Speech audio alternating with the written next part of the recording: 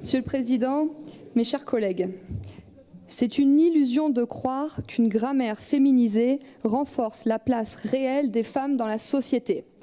Ce n'est pas moi qui le dis, c'est l'Académie française.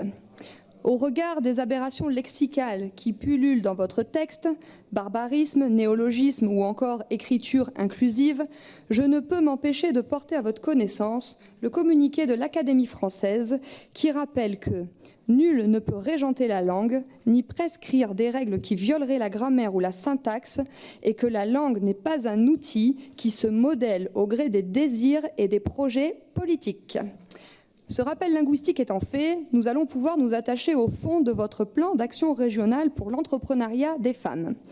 Dans ce plan, au sentiment de déjà-vu, on retrouve tous les poncifs des ayatollahs du féminisme exacerbé, qui d'incantations égalitaristes, égalité des résultats et non égalité des chances, je précise, en passant par la volonté d'élimination des stéréotypes et un désir d'uniformisation insipide, prétendent mieux connaître les besoins des femmes qu'elles-mêmes.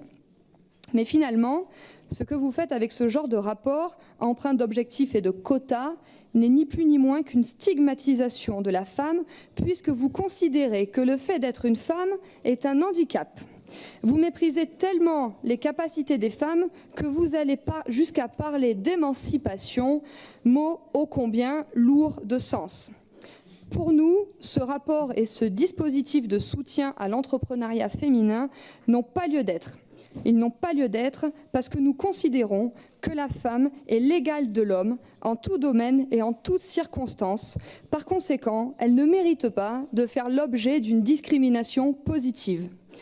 Un sentiment de déjà-vu, disais-je, parce qu'en 2013, déjà, Najat Vallaud-Belkacem, alors ministre du droit des femmes, ambitionnait de porter le taux d'entrepreneurs sans eux à 40% d'ici 2017.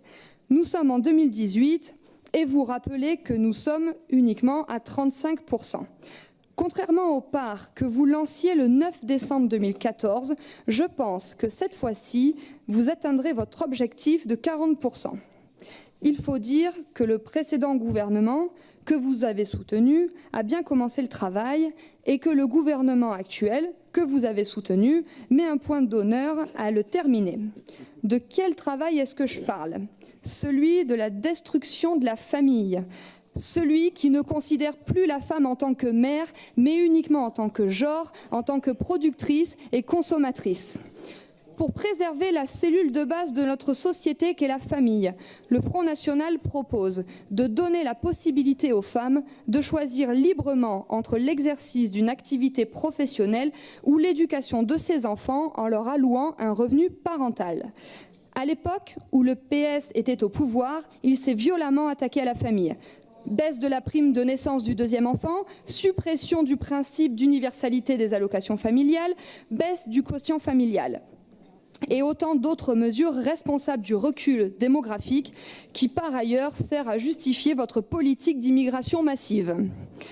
Et avec En Marche, c'est à marche forcée que les attaques en règle se multiplient pour achever la destruction de la famille, diminution des plafonds de ressources pour obtenir la prime de naissance et la prestation d'accueil jeune enfant. Cette page était un pilier pour permettre à une mère de concilier vie familiale et vie professionnelle. Cette diminution du nombre de bénéficiaires aura inéluctablement un impact sur le taux d'activité des femmes qui se verront une fois de plus contraintes de travailler ou de monter leur entreprise, et ce, pour le plus grand plaisir de votre objectif.